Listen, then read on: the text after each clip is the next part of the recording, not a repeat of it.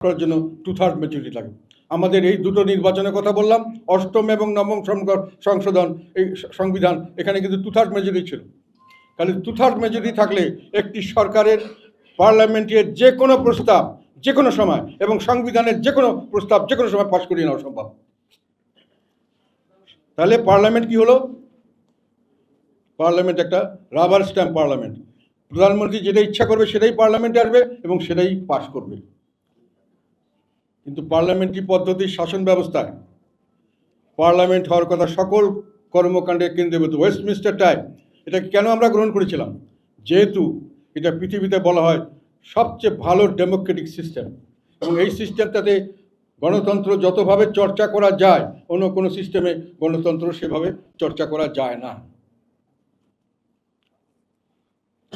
কাজেই এখানে Winston Churchill একবার ব্রিটিশের পার্লামেন্ট সম্পর্কে বলেছিলেন যে এই পার্লামেন্টে শুধু মহিলাকে পুরুষ এবং পুরুষকে মহিলা ছাড়া সব কিছু করা যায়। কিন্তু আমরা কি করেছি? পার্লামেন্টে কিছুই করা যায় না। কেন করেছি? যে আমরা মনে করেছি যে পার্লামেন্টে যদি আমরা বেশি ছাড় দেই তাহলে সরকারের স্থায়িত্ব থাকে না। যে কোনো সময় ব্রিটিশ পার্লামেন্টের মতো সরকারি দলের লোকরাই তার বিরুদ্ধে ভোট দিয়ে কোনো বিল পাস করতে দেবে না। আবার নো কনফিডেন্স আনলে সরকারি দলই লোকরাই তাকে নো কনফিডেন্সে ফেল করাই দিতে পারে যে কোনো সময়। তো সরকারের স্থায়িত্ব থাকে না, সরকারের কোনো কর্মকাণ্ডের স্বাধীনতা থাকে না। ফলে আমাদের সিস্টেম করা হচ্ছে এরকমভাবে যে আমরা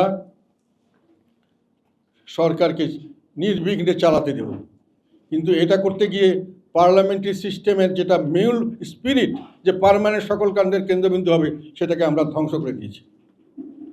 সেই জন্য আমি একটা প্রস্তাব দিয়েছি, যেটা পৃথিবীর অনেক জায়গায় অনেক কিছু সিস্টেম আছে। পাকিস্তানে একটা সিস্টেম আছে, অনেক জায়গায় কিছু কিছু ফ্লেক্সিবিলিটি দেওয়া হচ্ছে। পাকিস্তানে বলা হচ্ছে বাজেট পাসের সময়, নো কনফিডেন্সের সময় তারা সাপোর্ট দিতে হবে। আমি মনে করি এটা সঠিক হয়নি। ইন্ডিয়াতে একটা প্রস্তাব আছে, আমি এখানে এটা দিয়েছি। ইন্ডিয়ার পার্লামেন্টে, ইন্ডিয়ার সংবিধানে একটা ব্যবস্থা আছে এখানে, যেটা আমি এখানে দিয়েছি। সেটা হলো আমার কাছে আছে দশম তফসিল বোধ হয় না, 10th শিডিউল 10-এর 3 প্যারাগ্রাফে বলা আছে যে কোনো দল, সরকারি দল হোক যে দলের হোক, যদি 1/3 মেম্বার স্প্লিট হয়ে যায়, আমরা যদি মনে করি 1/3 যে একসাথে হয়ে গেলাম এবং তারপরে আমরা যে কোনো দিকে ভোট দেবো, কমপক্ষে 1/3 হতে হবে। তাতে করে হর্স ট্রেডিং, মানে পয়সা দিয়ে কিনে নেবে আমাদের পার্লামেন্টে, যেটা আমরা ভয় করি যে আমাদের লোকের ফাইন্যান্সিয়াল বা অন্যান্য লোভ লালসা ব্রিটিশের চেয়ে বেশি, আমাদের স্ট্যান্ডার্ড অফ এথিক্স কম, ফলে আমরা সেখানে যেতে পারি না, আমরা হট করে পয়সা বিক্রি হয়ে যায়। ইন্ডিয়াতেও সেটা আছে, পাকিস্তানে আছে, অনেক দেশে আছে। ফলে এটাকে রেস্ট্রিকশন করলে 1/3 যদি হতে হয় তাহলে আমি একদিকে দিতে পারবো। এটাতে করে কিন্তু পার্লামেন্ট ফ্লেক্সিবল থাকবে। At the same time horse trading সহজ হবে না, কারণ 1/3 না হলে আমি যদি কোনো একটা লোককে একটা বিলের পক্ষে ভোট দিতে চাই, তাহলে একজনকে আনলে হবে না, একসঙ্গে দলের 30 জন থাকলে 10 জনকে কিনতে হবে।